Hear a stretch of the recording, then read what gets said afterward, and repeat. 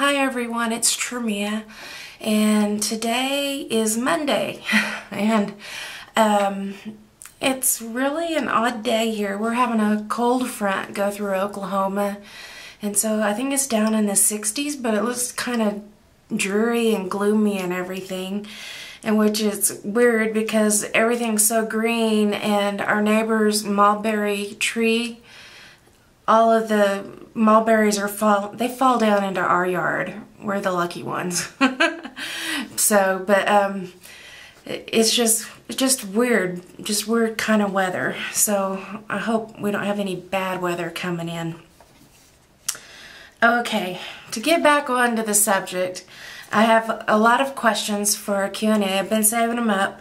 They're in no particular order. A lot of them have come up in the past, but they continue to come up, so I'm going to answer some of these again. One that keeps on really coming up is, have I ever considered acupuncture? Yes, I have, and I did do acupuncture, and it ended up putting me in the hospital.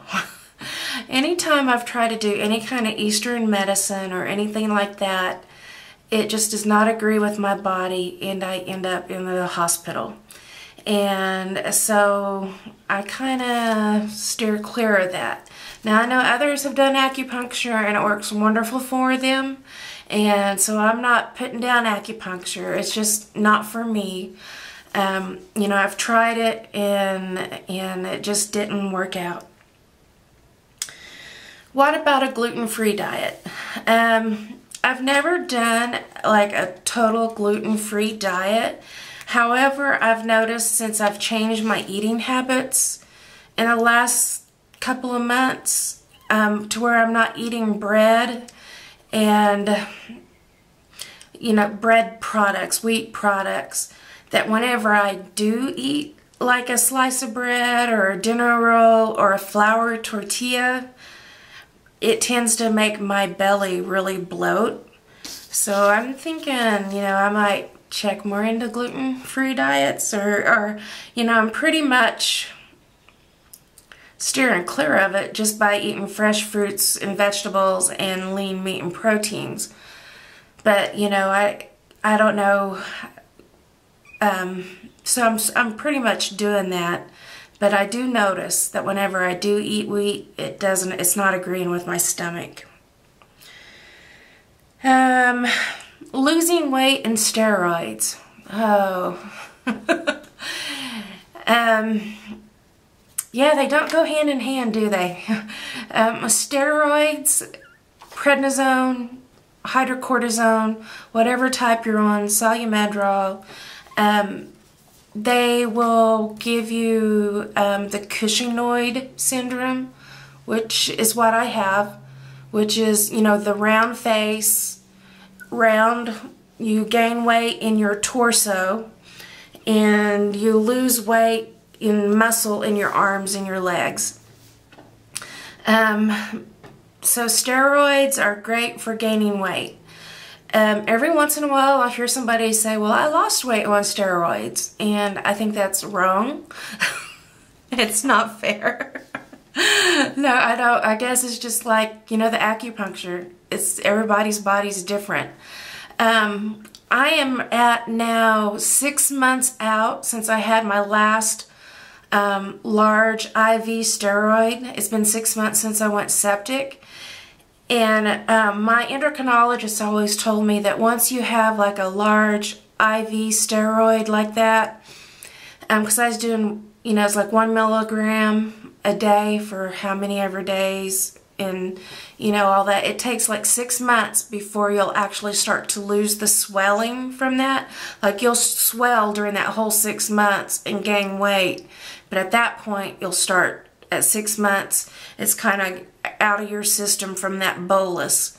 And so, like, I'm at that point, and I think some swelling has started to go down in my face. Now, as far as my daily steroids, this week I went down to 12 milligrams. And from my endocrinologist here at home, she said anytime you go under 15 milligrams, you pretty much don't have you won't get the weight gain and the cushingoid and that unless it's like long-term use like what I'm on. But at 15 and under, you can start to lose weight and start to lose the swelling. I believe the endocrinologist up in Chicago, he told me that that was at 12 milligrams. So either way, I'm there.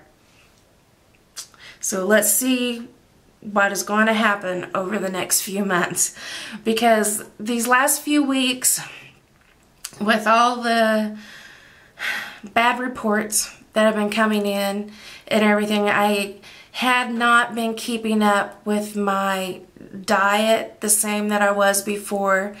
And with Dwayne and I being both so walking around in shock, we were just doing what we could do to feed ourselves. We weren't, we were doing basically what was easiest and what we just could numbingly go through. And it really started making me sick at my stomach, like having, Chick-fil-A one night, maybe another night or two down the road, like we had a steak or something, and my stomach has been killing me. So, and I've been getting really sick at night at my stomach. So, like the last 4 days, we've gone back to, straight fresh fruit and vegetables and the lean proteins and stuff, and my stomach is finally starting to feel better. So hopefully the losing weight and all of that and my coming down on my prednisone, all of it is going to start coming together now, and I'll start to see some progress, because I still like seeing myself face on like this. I'm adapted to that now, and I'm used to seeing myself like that. But when I see myself from the side view or something, to me it's very disturbing. I'm just not, it's just not me. It's not how I look. It's not how I want to look. It's not how I want to be. And so, I want to get back down to my regular weight, which I haven't been in 9 years. So what is regular? I guess I'm going to find out.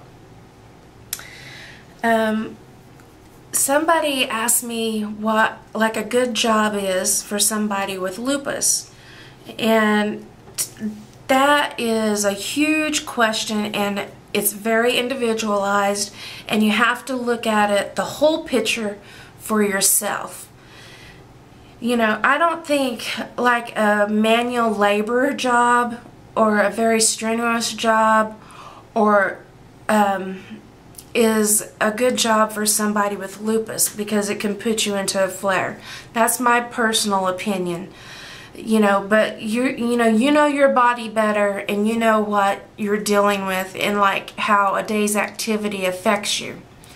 Like I know, well, I'm at a point, I know I could not stand up all day and work like in a sales position or, anything like, I couldn't do that. Also, you have to take into consideration, your surroundings. Like, is it outdoor? Are you photosensitive? Those won't go together good. Also, is it indoors? Are you under fluorescent lighting? Fluorescent lighting is the same effect and causes the photosensitive issue just as much as being outdoor. So if you do work in an office environment with the fluorescent lighting, you need to be taking precautions. You need to be wearing sunscreen just as if you were outdoors. You need to be wearing long sleeves. You need to be protecting yourself from that fluorescent lighting. Also, is your employer aware of it? Can they make certain adjustments to make your work environment more friendly and more adaptable for you since you have lupus? Also, you need to look at, what do you enjoy? I'm a watercolorist. I'm a painter. I can sit there when I'm feeling well, better than I am right now because my back is killing me. I could sit there for hours and be lost in just painting a picture. And so, to me, that would not be work. And, you know, is it something that you're going to enjoy? Is it an employer that's going to work with you through your disability? Are they going to help you, you know, make the adjustments and adapt the conditions, the work environment to you? If you're out a week homebound because you're ill, are they going to be okay with that? You know, going to the doctor, you know, sometimes, you know, it could be quite a bit. Are they going to be okay with that? So, also, like, if you have to call in sick often, is your job something only you can do? Or is there somebody that can, you know, take up your slack? So all those things need to be taken into consideration. So, I mean, like I said, it's very individualized when it comes to a job, and you need to look at the whole picture of how it's going to affect you, how it's going to affect your family, how it's going to affect your employer. Everything needs to be looked at. What is steroid myopathy? Steroid myopathy is the loss of muscle mass due to the use of steroids. And I have steroid myopathy, and I'm working my hardest to get out of it. And it's a tough job. And, you know, that's why you have the thinning of the arms and of the legs. And that's just what it is the steroids basically waste away your muscle. And due to that, you know, I was in a wheelchair and not able to walk for a couple of years. Now, you know, I'm walking around my house freely. I'm trying to, like, if we go to Walgreens, I'm trying to walk into the store, and I can stay pretty much at the front of the store and walk myself, you know, back out. But Dwayne has to be there, you know, to help balance me and stuff. I've got back out my cane to help me. Or I can take my walker if I know I definitely need to be in the store longer than I know that I can make it. That way I can sit down at, you know, various points, just sit on it, because it has a sitting seat on it, the walker does. Or if it's going to be just too much, I still just use the wheelchair. But that is vastly due to steroid myopathy and just my loss of muscles, and I'm working my hardest, you know, to get my muscle mass back.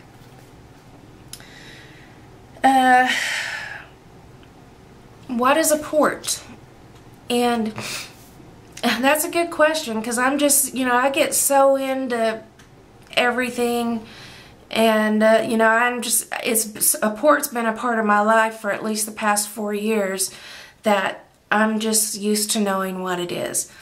A port is, I think you can see, like, I have a little, like, puncture wound there, and then, I don't know if you can see it or not, but right across here somewhere, I feel it is where the port is placed.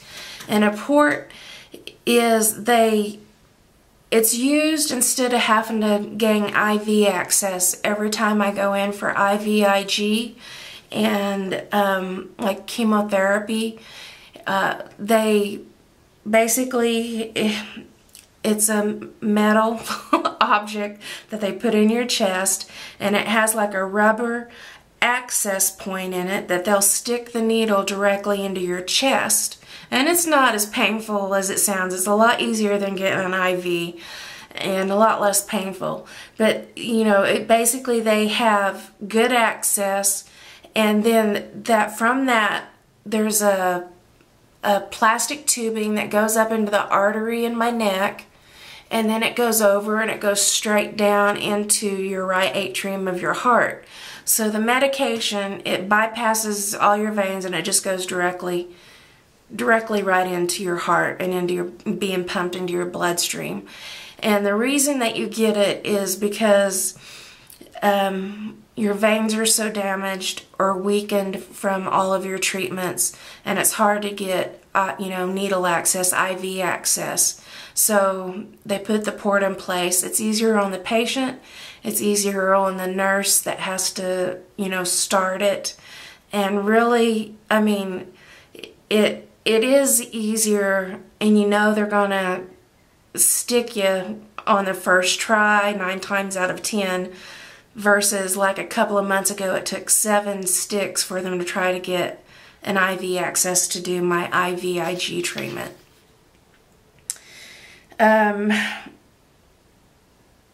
Let's see. Does activity cause pain? With lupus and with me, yes it does. And like right now, I'm in pain. I think you can tell my shoulders are really scrunched up. It's because I've been like really working hard on some YouTube stuff today and working on getting my art room straightened up so I can start painting, and my back is really irritated. And Dwayne and I worked on that. Activity does cause pain, and you really have to watch the amount of I have to watch the amount of activity I do. In the past, I really had to find it's a fine balance, because you can do so much activity that it can put you down for 2 or 3 days. And if your lupus is really progressed, there was times I was bedridden for a month at a time just from 1 day activity. And 1 day activity, I'm not saying like normal activity for the normal everyday person. Like I might have went out to eat lunch, and then we went to church in the evening. And in between all those times, I was at home at rest. And that could put me out for a month. So it's based upon where you're at with the disease, if you're in a flare, just all the conditions. But yes, it can cause pain, and it can cause severe pain. How do you find a good doctor? I'm blessed with my doctors, but it's been a long, hard search. I come across a few that were not so desirable. And still in some situations, meeting new doctors, I'm still there. But just because I go to a doctor does not mean I have to return to that doctor. If I don't feel at ease with them, I don't like their bedside manner, we're just not on the same mentality, I choose to keep on looking for one that's going to fit me. Also, I know through our local Lupus Foundation of America chapter here in Oklahoma, they also have doctor referrals. So you might check under lupus.org and check your state chapter, and they can also, I believe each state should be the same. They should be able to refer you to somebody that is within your state, that can help you, whether it be a rheumatologist or whatever kind of doctor that you need related to lupus. I can't guarantee that. I just know that's how my state's chapter works, but to me it seems like each state chapter would work the same. What about osteoporosis? Well. Osteoporosis found me this last month, and I really, you kind of expect it, and you kind of think, maybe it's further down the road. But, I've been on steroids continuously for 9, going on 10 years. And so it finally, it caught up with me. And prednisone is a great drug to make you osteoporotic. And it has really done me in. The great thing is that there's drugs that will help you build back up your bone mass, and also by weight-bearing exercises you can build up your bone mass. So it's not all a loss. It's just it took me time to get to where my bones are, and it's gonna take a lot of hard work to build them back up. My doctor started me on Boniva. I've taken one pill so far, and of course initially the insurance company denied it, and then my doctor had to go through all this stuff to get it approved, in which they actually approved it pretty easily once they saw my test results, which is disturbing. You know, you don't want to think that your test results are so bad that the insurance company changes their mind, but they did. And my husband went and picked up the Boniva, and then it was generic. And that kind of is like, why would you have to go through all this for a generic drug? But anyway, we did, and that's how the insurance company works. But the prednisone, I had a bone density scan 2 to 3 years ago, I believe, and from that one to this one, I'd lost 26% of my bone mass. So that was quite significant. And now I know when my physical therapists were here last, they told me not, until I knew the results of my bone density, they did not want me vacuuming or sweeping or making up my bed or doing anything where I really had to twist myself. And it's like, no problem, because couldn't do those really anyway.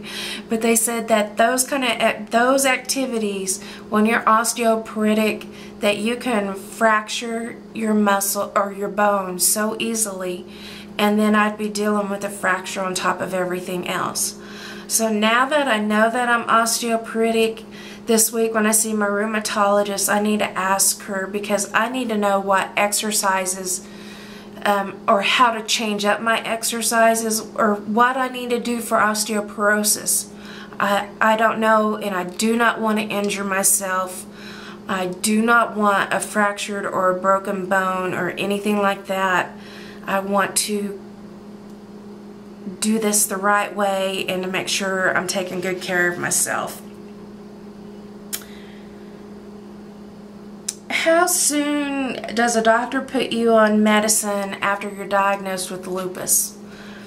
Again, that's going to be individual. I know usually the first drug they put you on is Plaquenil, and that's a pretty benign drug, and it takes about 3 months for it to actually start working in your system, and that they start you on that, and then they go as a starting point, and they go from there.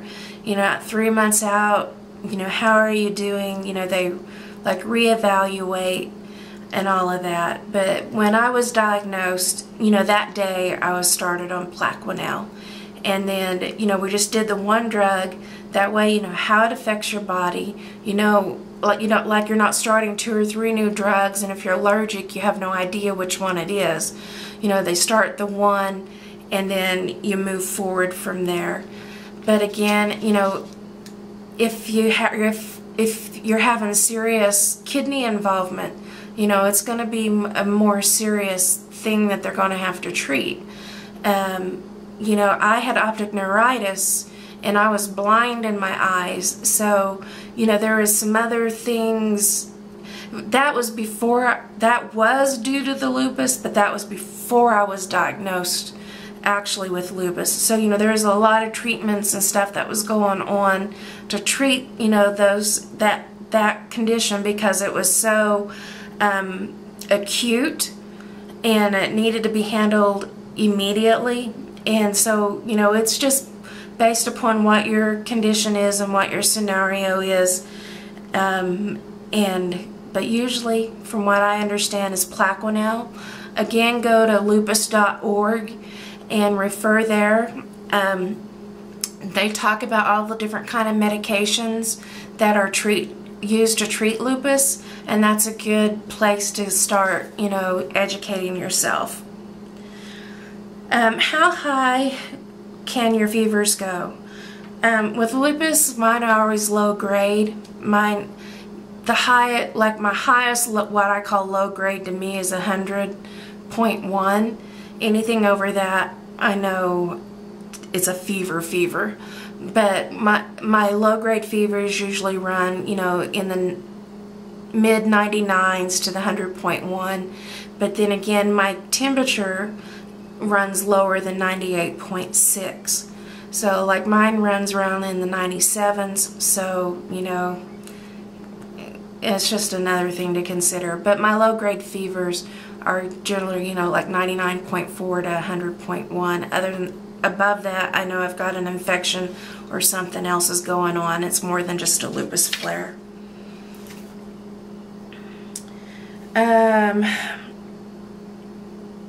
Let's see, I think about answered all the questions. I have 2 left. One, somebody asked me what kind of birds I have.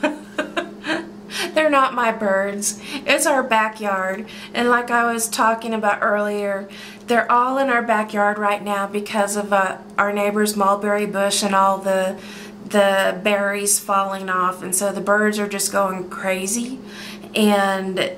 But there's bluebirds, redbirds, pigeons or doves. I get those 2 confused. I don't know which one it is, but you guys hear it every once in a while. I saw a woodpecker yesterday, and there's tons of sparrows, tons of robins, but they're just birds everywhere. And right now we're having lots and lots of butterflies, and actually I have a beautiful picture that I took of a butterfly on our fence, and I'll post it at the end of this video. And the other question is how is Buddy doing? Buddy is doing great. He's been on his hyperallergenic dog food since March the 12th, and his skin is finally starting to clear up. His hair's starting to grow back in where it had fallen out in little itty bitty patches, and where it's coming back in black. And so he looks like a leopard. His back, I mean, it's just all dotted, black and spotted and everything. And he's lost a few pounds, and which we didn't think the vet said he didn't ever say he needed to lose weight. He's never looked overweight, but now he's lost a little bit, so we're going to kind of up his food volume so he won't lose any more. Not necessarily gain any back, but not lose any. And just for you, Jan, I'll put a video of Buddy right here. Well, that was my Q&A. It was a pretty long one, and I hope this all uploads and does good for me. But thanks for all the questions, and I'll see you guys in the next video.